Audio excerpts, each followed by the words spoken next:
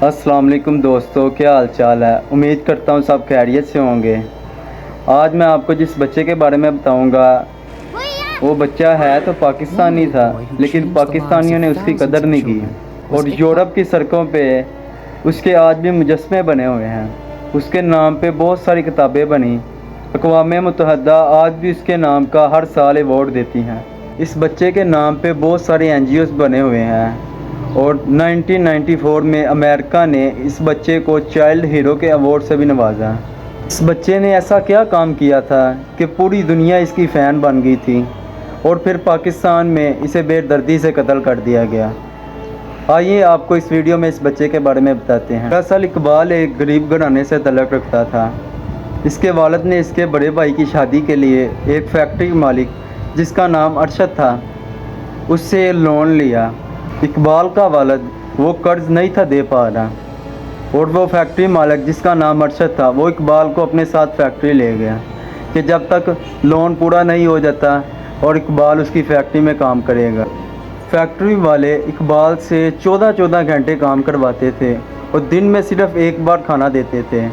तकरीबन 2.5 साल इकबाल इसी फैक्ट्री में दिन रात काम करता रहा, लेकिन कर्ज था कि उतरने का नाम ही नहीं था ले रहा। एक दिन इकबाल ने इस फैक्ट्री से भागने का सोचा और वो सुबह फजर टाइम इस फैक्ट्री का ताला तोड़कर भागने में कामयाब हो गया, लेकिन बिल आखिर 2 दिनों बाद फिर वो पकड़ा गया। इस फैक्ट्री में इकबाल के अलावा हज़ारों बच्चे थे जिन्हें दिन रात ऐसे ही काम लिया जाता था और मामूली सी तनख्वाह दी जाती थी। इकबाल के पकड़े जाने के बाद उससे और भी सख्त काम लिया गया ताकि कोई भी दूसरा बच्चा भागने के बारे में सोच भी न सके। इकबाल ने तकरीबन 1 साल बाद फिर भागने की कोशिश की। इस बार वो कामयाब हो गया और एक NGO के पास चले गया। ये NGO चाइल्ड लेबर के ख़िलाफ़ काम कर रही थी, जो कि इस NGO ने उस फैक्ट्री के मालिक अरशद पर केस किया कि वो बच्चों से काम लेता है, जो कि कानूनन जुर्म है, और इस फैक्ट्री से इकबाल की भी जान छुड़वाई। ये बात जब मीडिया पर पहुंची तो मीडिया ने पूरे पाकिस्तान को ये बताया और पूरा पाकिस्तान इकबाल के साथ खड़ा हो गया। इकबाल ने 11 साल की उम्र में एक ऑर्गेनाइजेशन बनाई और अपने साथ चंद लोगों को मिलाया। इस ऑर्गेनाइजेशन का काम अरशद जैसे फैक्ट्री मालिकों की कैद से इकबाल जैसे और भी बहुत सारे मजलूम बच्चों को कैद से छुड़वाना। ये बात पूरी दुनिया में आग की तरह फैली और लोग इस बच्चे का हौसला, इसका जज्बा देखकर बहुत खुश थे। इकबाल को सालाना 15,000 अमेरिकी डॉलर तलीमी स्कॉलरशिप के तौर पर दिए जाते थे, जो कि पाकिस्तानी इस वक्त 42 लाख रुपए बनते हैं। अमेरिका और यूरोप कंट्रीज़ में बहुत सारे स्कूल्स ऐसे थे जो इकबाल को अपने स्कूल में बुलाया करते थे और बच्चों से मुलाकात करवाते थे ताकि बच्चों में भी ऐसा जज्बा पैदा हो।